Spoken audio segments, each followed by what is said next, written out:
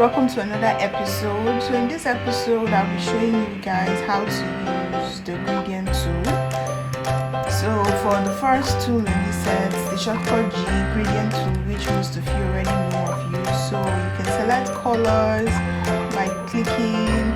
I'm going to ungroup this so you can see it. So you just drag from one point to another. That's the radial. Here's the linear. You can just hold shift while pulling and give you a straight line. Then here's the clone, and here's a reflected gradient, which you can use these different options to play with them as much as you want in any way you like. So it's your choice, and you can also play with the modes to make your work more dramatic and also enhance it. And the next tool I'll be showing you is the paint bucket tool. As it says, paint bucket, so you just drop the colors. It uses the foreground colors, not the background colors. So you just drop the colors wherever you would like them. Since the foreground color is already green, it will just drop them, as the name says, paint bucket. So it just drops the colors we dump in,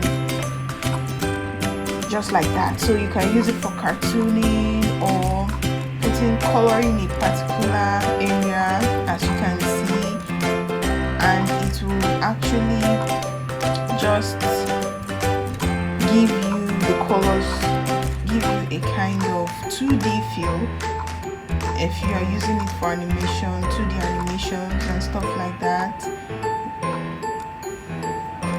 So you just click, select the colors you want, click on it, and it will cover it immediately.